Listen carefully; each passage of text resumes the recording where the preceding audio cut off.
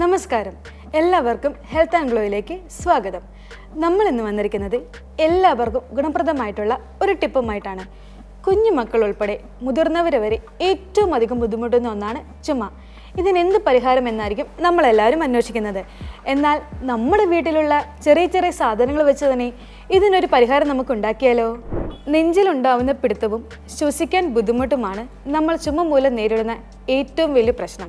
എന്നാൽ ഈ ബുദ്ധിമുട്ട് നമ്മൾ അവഗണിച്ചാലോ നിരവധി രോഗങ്ങളിലേക്കായിരിക്കും ചെന്നെത്തുന്നത്. പ്രധാനമായും ന്യൂമോണിയ അല്ലെങ്കിൽ ആസ്മ.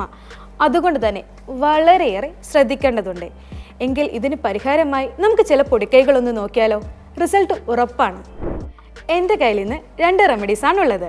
അത് ഞാൻ നിങ്ങളുമായിട്ട് ഷെയർ ചെയ്യാം. അതിലാദ്യത്തേന് ആവശ്യമായത് ചെറിയുള്ളി, ചെറുനാരങ്ങ, തേൻ, പിന്നെ വെള്ളം. ഇനി ഇതെങ്ങനെ തയ്യാറാക്കേണ്ടതെന്ന് നമുക്ക് നോക്കാം.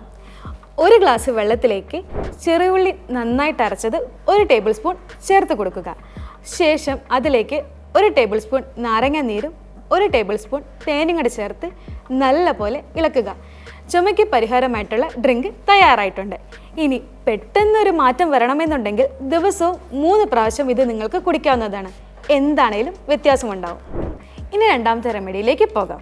അതിനാവശ്യമായ ഇൻഗ്രീഡിയൻസ്: പാല്, കുരുമുളക് പൊടി, മഞ്ഞൾപ്പൊടി, തേന്.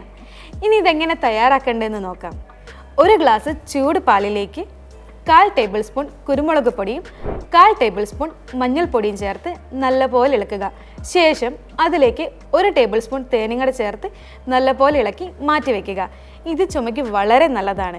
ഇനി നിങ്ങൾക്ക് കൺജക്ഷൻ എന്തെങ്കിലും ഉണ്ടെന്നുണ്ടെങ്കിൽ ദിവസവും 2 പ്രാവശ്യം ഇത് കഴിക്കുന്നത് വളരെ നല്ലതാണ്.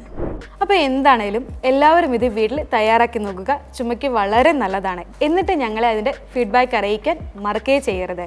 അപ്പോൾ നമുക്ക് അടുത്ത വീഡിയോയിൽ കാണാം. അതുവരേക്കും എല്ലാവർക്കും നന്ദി.